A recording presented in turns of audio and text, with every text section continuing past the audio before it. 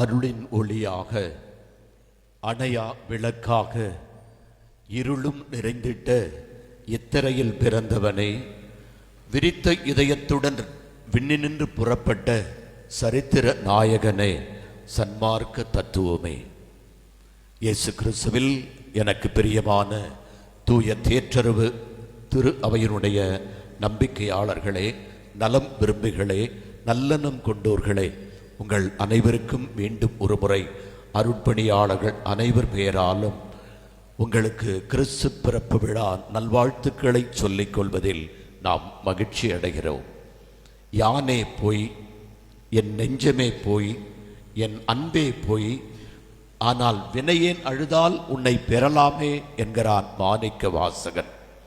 கிறிஸ்து பிறப்பு விழா டிசம்பர் 25 கொண்டாடப்பட்டதா என்றால் இல்லை.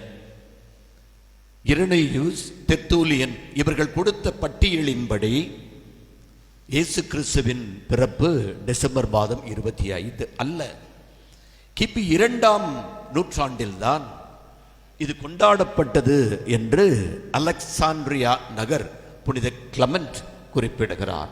இதை பேரரசன் அவ்ரேலியன் என்கிறவன் தான் டிசம்பர் மாதம் 25ஆம் நாள் எகிப்திய மக்கள் மட்டுமல்ல, ரோமை நாட்டினுடைய கடவுளாக கொண்டாடப்பட்டது சூரியன். இந்த நாளை டிசம்பர் 25 கொண்டாட வேண்டும் என்று அரசு ஆணை பிறப்பித்தான் பேரரசன் அவ்ரேலியன். ஆக இந்த பிறப்பு விழாவின் பொழுது உங்களுக்கும் எனக்கும் ஆண்டவர் இயேசு கிறிஸ்து தருகின்ற, குழந்தை இயேசு தருகின்ற செய்தி என்ன? கிறிஸ்து பிறப்பு விழா என்றால் அன்பின் விழா, அமைதியின் விழா, உறவின் விழா, உன்னதத்தின் விழா, பரிசின் விழா, பரிவசத்தின் விழா, நீதியின் விழா, நிம்மதியின் விழா, அருளின் விழா, ஆற்றலின் விழா என்று அடுக்கிக் கொண்டே போகலாம். திருத்தந்தை லியோ அவர்கள் தி லெக்சிக் டே என்ற ஒரு ஆவணத்தின் மூலம் கிறிஸ்து பிறப்பு விழா என்பது வசதியான மாளிகையில், வசதியான வீட்டில் இருந்து கொண்டு கிறிஸ்மஸ் வாழ்த்து என்று சொல்வதில் அல்ல, மாறாக ஏழைகள், எளியவர்கள், இல்லாதவர்கள், உடல் ஊனமுற்றவர்கள், அநாதைகள் படுகின்ற வேதனை மத்தியில், சந்திக்கின்ற சவால்கள் மத்தியில் உரைக்கப்படுகின்ற முழக்கம் என்று குறிப்பிடுகிறார். இந்த முழக்கத்தினுடைய பெயர் என்ன என்று பார்க்கின்ற பொழுது, இயேசு கிறிஸ்து பிறந்ததனுடைய அர்த்தம் என்ன என்று பார்த்தால், உங்களுக்கு புரிய வேண்டும் என்று சொன்னால், யூடியூப் சகாய அமல் என்கிறவன் ஒரு சிறிய நாடகத்தை, நடந்த ஒரு நிகழ்வை அண்மையில் சென்ட் ராக்ஸ் ஹாஸ்பிட்டல் இந்த மருத்துவமனையில் மருத்துவ செவிலிகள், உடன் ஊழியர்கள், அருட்சகோதரருடைய இயக்கத்தில் அற்புதமான ஒரு அடையாள கிறிஸ்மஸை கொண்டாடினார்கள். இதுதாண்டா கிறிஸ்மஸ் என்று, இதுதாண்டா போலீஸ் என்று கேள்விப்பட்டிருக்கிறோம், இதுதாண்டா கலெக்டர் என்று கேள்விப்பட்டிருக்கிறோம், இதுதாண்டா அடி என்று கேள்விப்பட்டிருக்கிறோம், இதுதாண்டா வெற்றி என்று கேள்விப்பட்டிருக்கிறோம். ஆனால் இதுதாண்டா கிறிஸ்மஸ் என்றால் என்ன என்று பார்க்கின்ற பொழுது அற்புதமான ஒரு நிகழ்வை குறிப்பிடுகிறார்கள். என்ன? பிரகாசம், பிருந்தா, 2 கணவன் மனைவி இவர்கள், இவருடைய பிள்ளைகள் 2 பேர். இதற்கடுத்து இவர்களுக்கு பாடம் சொல்லிக் கொடுக்கிற அல்லது இவர்களுக்கு உண்மை கிறிஸ்துவத்தை சொல்ல வேண்டும் என்பதற்காக அந்த வீட்டிற்கு வருகிற டேவிட், கணவன் பிரகாசம், ஏமா என்னம்மா பண்ணி கொண்டிருக்கிறாய் என்று கேட்கிறான். எங்க காலையிலிருந்து வீட்டை கழுவி நல்லா தொடச்சி குடில கட்டி சீரியல் லைட்டை போட்டு ஸ்டாரை கட்டி பலகாரங்கள் செய்து நான் என்று சொல்லிக் கொடுக்கிற, மூச்சை விடு, நீ சொன்னது அனைத்தையும் நான் செய்திருக்கிறேன், ஒன்றுமில்லை. வீட்டிற்கு வெளியே இருக்கிற ஒரு பெரிய ஸ்டார் இன்னும் சற்று உயரமாக இந்த தெரு முழுக்க பிரகாசம் பிருந்தா வீடுதான் கிறிஸ்து பிறப்பு விழாவை அற்புதமாக கொண்டாடியது. இது போன்ற ஒரு கிறிஸ்துமஸ் விழாவை நான் கொண்டாடவே இல்லை என்று சொல்லுகின்ற அளவுக்கு அவர்கள் கொண்டாடி கொண்டிருக்கிறார்கள். அப்பொழுது பையன் வருகிறான். அப்பா, நான் கேட்ட சட்டை எடுத்து வந்தீர்களா? எடுத்து வந்து விட்டேன் அப்பா. பொண்ணு கேட்கிறா, ஏன் டாடி, நான் கேட்ட ஸ்கர்ட் கொண்டு வந்துட்டீங்களா? வாங்கிட்டு வந்திருக்கம்மா என்று சொல்லுகிறார். இப்படி சொல்லி கொண்டிருக்கின்ற பொழுதே அவங்க வீட்டிற்குள் டேவிட் என்கிறவன் நல்ல மனிதன் வருகிறான். அந்த டேவிட் பார்த்து, பிரகாசம், ஏன் டேவிட், புது சட்டையெல்லாம் எடுத்துட்டீங்களா? குடிலாம் கட்டிட்டீங்களா? இனிப்பெல்லாம் செய்துட்டீங்களா என்று கேட்ட பொழுது அந்த டேவிட் சொல்லுகிறான், வருஷா வருஷம் நாங்கள் கிறிஸ்து பிறப்பு விழா மீது சட்டை எடுப்பதில்லை, இனிப்புகள் செய்வதில்லை, குடிலை கட்டுவதில்லை.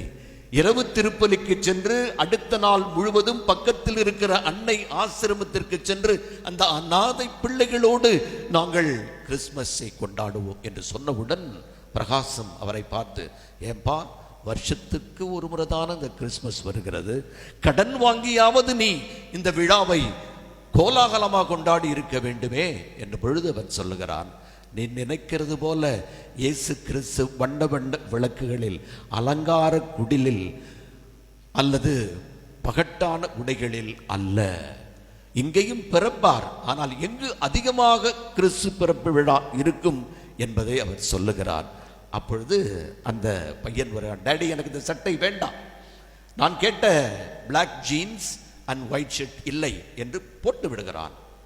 அப்பா, இது 4000 ரூபாய் என்கிறான். பொண்ணு வருகிறா, நான் கேட்ட ஸ்கர்ட் இது இல்லை, சிகப்பு கலர் கேட்ட, நீங்க மெரூன் கலர் கொண்டு வந்திருக்கிறீங்க என்று சொல்லி, அம்மா இது 6000 ரூபாய் என்கிறார் பிரகாசம். ஏற்கனவே 2 சட்டையும் கையிலே வைத்துக்கொண்டு ஒரு பொருளை வாங்கினால் திரும்பி பெறமாட்டேன் என்று கடைக்காரன் சொல்லி இருக்கிறான் என்பது ஞாபகத்திற்கு வந்தது. இதை என்ன செய்வது என்று தெரியாமல் இருக்கின்ற பொழுது, டேவிட், கவலைப்படாதீர்கள், இந்த ஸ்கர்ட் எவ்வளவு விலையானாலும் நான் வாங்கி கொள்ளுகிறேன் என்று சொல்லி அதை வாங்கி கொண்டு போகிறான். அதற்குள் மனைவி வந்தவள், எங்கடி போயிட்டு வந்த என்று கேட்ட பொழுது அவள் சொல்லுகிறார், பக்கத்து வீட்டிற்கு பலகாரங்கள் கொடுக்க போனேன், எடுத்த வீட்டில் இருந்த ஜான்சி எங்களுக்கு பலகாரம் வேண்டாம், எங்களுக்கு சுகர் காம்ப்ளெக்ஸ் என்று வாங்கவில்லை. அடுத்த வீட்டிற்கு போய் கேட்டால், எங்களுக்கு வருகின்ற இனிப்புகளை நாங்கள் வாங்க முடியாமல் சாப்பிட முடியாமல் கிடக்கிறோம், நீ விண்டு கொடுக்கிறாயே என்று. இப்படியா எல்லோரும் மறுத்து விட்டார்கள், நான் வேறு பழைய புடவையோடு போய்விட்டேன், என்னை யாரும் மதிக்கவில்லை என்று சொல்லி அங்கலாய்த்துக் கொள்ளுகிறார். சரி சரி, நாம் இரவு திருப்பலி போய்விட்டு அதிகாலை நாம் டேவிட் சொன்னது போல அந்த அன்பு இல்லத்திற்கு கொண்டு போய் எல்லாவற்றையும் கொடுத்து விடலாம் என்று நினைத்து கொண்டு தூங்கிவிட்டார்கள். திருப்பலிக்கு போய் காலை 9 மணிக்கு எழுந்திருந்த பொழுது போகலாம் என்று கிடைக்கிற பொழுது டேவிட்டே உள்ளே வருகிறான். வந்து, பிரகாசம், நான் நாள் முழுவதும் அங்கே இருந்திருக்க வேண்டும், ஆனால் உன்னை சந்திக்க வேண்டிய அவசியம் எனக்கு வந்துவிட்டது. நீ வேண்டாம் என்று சொன்னாயே, குப்பையில் போடுகிறேன் என்று சொன்னாயே, அந்த ஸ்கர்ட்டை கொண்டு போய் அநாதை ஆசிரமத்தில் இருந்த அந்த பெண்ணிடம் கொடுத்தேன். 8 வயது சிறுமி, அவளிடம் கொடுத்தேன். அதை போட்டு பார்த்துவிட்டு சந்தோஷமாக கண்களிலிருந்து கண்ணீர் வழிய, எனக்கு இந்த ஷர்ட்டை கொடுத்த, இந்த ஸ்கர்ட்டை கொடுத்த அந்த மகா மனிதனை பார்க்க வேண்டும் என்று சொன்னதால் அவளையும் நான் அழைத்து வந்திருக்கிறேன் என்று சொல்லி அந்த ஸ்கர்ட்டோடு அந்த குழந்தை அவன் முன்பாக வருகிறது. அந்த குழந்தைக்கு 2 கால்களும் இல்லை. அந்த குழந்தை சொல்லுகிறது, எனக்கு அப்பாவும் இல்லை, அம்மாவும் இல்லை. இயேசுவுக்காவது அம்மா இருந்தார்கள், வளர்ப்பு தந்தை இருந்தார்கள், எனக்கு யாருமே இல்லை. இந்த கிறிஸ்து பிறப்பு விழாவின் பொழுது எனக்கு அங்கிள் நீங்கள் கொடுத்த இந்த சட்டை எனக்கு மிக மகிழ்ச்சியாக இருக்கிறது என்று அந்த புன்னகையில் பார்த்தபொழுது இயேசு குழந்தையே அந்த குழந்தையின் வடிவில் அந்த வீட்டில் பிறந்ததை பார்க்கிறான் பிரகாசம். இன்றைக்கிலிருந்து அவன் சொல்லுவான், நாங்கள் இனிமேட்டு கிறிஸ்மஸ் கொண்டாட போவதில்லை, நாங்களும் டேவிட்டை போன்று அநாதை ஆசிரமத்திற்கு தான் செல்ல போகிறோம் என்ற பொழுது அந்த பையன் கேட்கிறான், ஏப்பா அந்த பாப்பாவுக்கு கால் இல்லையா? மகனே, அந்த பாப்பாவுக்கு கால் இல்லை, நமக்கு கண் இல்லை. இயேசு கிறிஸ்து பகட்டான இடத்தில் தான் பிறப்பார் என்று சொன்னதை மறந்து எளிய உள்ளத்தில் பிறப்பார் என்பதை மறந்து போனோமே, நமக்குத்தான் கண்ணில்லை. கேளுங்களேன். கேட்டு கேட்டு கொடுப்பது சம்பளம், கேட்காமலேயே கொடுப்பதுதான் இதய நேசம். இதுதான் இடையர்களின் பாசமோ? இடைய தந்த எளிய காணிக்கை, குழந்தை இயேசு விரும்பும் இனிய காணிக்கை. இடைய தந்த எளிய காணிக்கை, குழந்தை இயேசு விரும்பும் இனிய காணிக்கை. ஒன்று தருகின்றோம் நாம் 100 பெறுகின்றோம். ஒன்று தருகின்றோம் நாம் 100 பெறுகின்றோம். இயேசு பாலனே ஏற்று ஆசி கூறுமே. இடைய தந்த எளிய காணிக்கை, குழந்தை இயேசு விரும்பும் இனிய காணிக்கை. இயேசு கிறிஸ்துவின் பிறப்பு ஒரு முரண்பாடு. அரசனுக்கு தெரிவிக்க வேண்டியதை ஆடு மேய்க்கின்ற இடையர்களுக்கு கிறிஸ்து பிறப்பு விழா சொல்லப்பட்டது. பணக்காரர்களுக்கு சொல்லப்பட வேண்டிய செய்தி ஏழைகளுக்கு சொல்லப்பட்டது. ஞானிகளுக்கு சொல்லப்பட வேண்டியதை மடையர்கள் என்று கருதக்கூடிய ஏழை எளியவர்களுக்கு சொல்லப்பட்டது. 6 அறிவு படைத்த மனிதன் முன்னால் பிறக்க வேண்டிய கடவுள் 5 அறிவு படைத்த மிருகங்களோடு பிறந்திருக்கிறார் என்று சொன்னால் இயேசு கிறிஸ்துவினுடைய பிறப்பு ஒரு முரண்பாடு. கவிஞர் வாலி நமக்கே உரிய பானையில் பல்லிருக்கும் சீப்புகள் கடிப்பதில்லை, பல்லில்லாத செருப்புகள் கடிக்கும். கையிருக்கும் நாற்காலிகள் கட்டுவதில்லை, ஆனால் கையில்லாத கயிறுகள் கட்டும். காலிருக்கும் கட்டில்கள் ஓடுவதில்லை, காலில்லாத கடிகாரங்கள் ஓடும். கொம்பிருக்கும் மாடுகள் முட்டுவதில்லை, கொம்பில்லாத எழுத்துகள் முட்டும். படியிருக்கும் ஏணிகள் ஏறுவதில்லை, படியில்லாத விலைவாசிகள் மட்டும் ஏறிக்கொண்டே இருக்கிறது என்ற உணர்வை இந்த நேரத்தில் நாம் தெரிந்து கொண்டு இயேசு கிறிஸ்துவினுடைய பிறப்பு நம் அனைவருக்கும் ஒரு நல்ல பாடத்தை தர வேண்டும் என்பதை இந்த பாடலுக்கு செவிமடுப்போம். எத்தனையோ மனிதர்கள் மண்ணுக்கு வந்தார்கள், மண்ணுக்குள் போனார்கள்.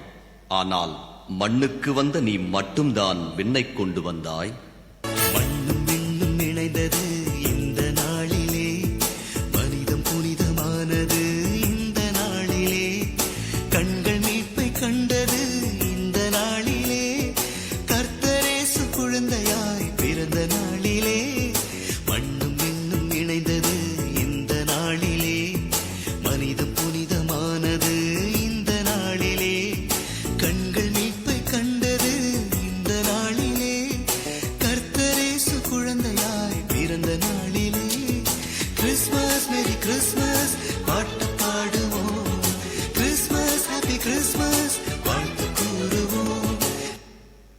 இரும்பும் மனம் கொண்ட இத்தரை மகளிட்டே கரும்பாய் வந்திதுத்த கன்னிமரி பாலகத்தான் இயேசு கிறிஸ்து.